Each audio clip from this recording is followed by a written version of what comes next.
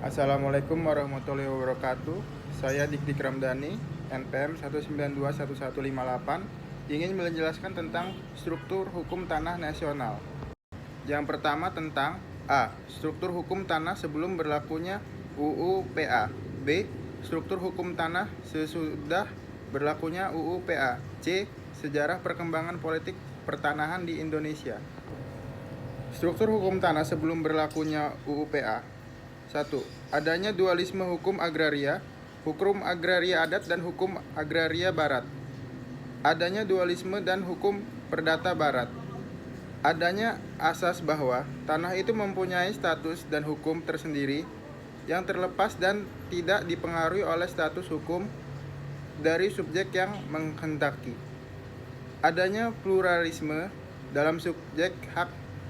3. Pengelolaan penduduk Bumi Putra Timur Asing dan Eropa Barat. Hukum agraria adat. Lembaga hukumnya diatur dalam hukum adat. Hukum yang mengaturnya tidak tertulis. Melahirkan tanah hak adat seperti tanah ulayat, tanah hak milik, dan tanah hak pakai. Tanah adat itu umumnya tidak terdaftar. Kalaupun sudah terdaftar, jumlahnya masih sedikit. Misalnya tanah milik perseorangan yang sudah didaftar. Kalau pernah didaftar hanyalah sebagai petunjuk adanya bukti setoran pajak yang telah dibayar oleh pemiliknya, kohir atau kitir. Jadi secara yuridis bukan sebagai pembuktian hak. Pembuktian hak atas tanah didasarkan pada kesaksian. Hukum agraria barat. Lembaga hukumnya diatur dalam hukum perdata barat yakni buku 2 KUHP Perdata BW. Hukum yang mengaturnya sudah tertulis dan telah dikodifikasi sebagai KUH per BW. Melahirkan hak tanah barat seperti tanah hak eigendom, tanah hak obstal, tanah hak erfak, serta tanah hak gebrik. Tanah-tanah barat umumnya sudah terdaftar dengan bukti tertulis. Pendaftaran yang pernah dilakukan atas tanah tersebut mempunyai bernilai kekuatan bukti hak secara yuridis. Selanjutnya, struktur hukum tanah setelah berlakunya UU PA. Dualisme hukum agraria berakhir setelah berlakunya UU PA, UU Nomor 5 Tahun 1960 tentang Peraturan Dasar Pokok-pokok Agraria, tanggal 20 September 1960. Kodifikasi hukum agraria diperoleh Kesatuan Hukum Agraria berlaku bagi setiap WNI. Diperoleh kepastian hukum bagi setiap pemilik tanah untuk mengetahui hak dan kewajibannya. Pemegang hak milik terjamin haknya oleh undang-undang, dilarang memiliki dan menguasai tanah orang lain tanpa didasari sesuatu hak.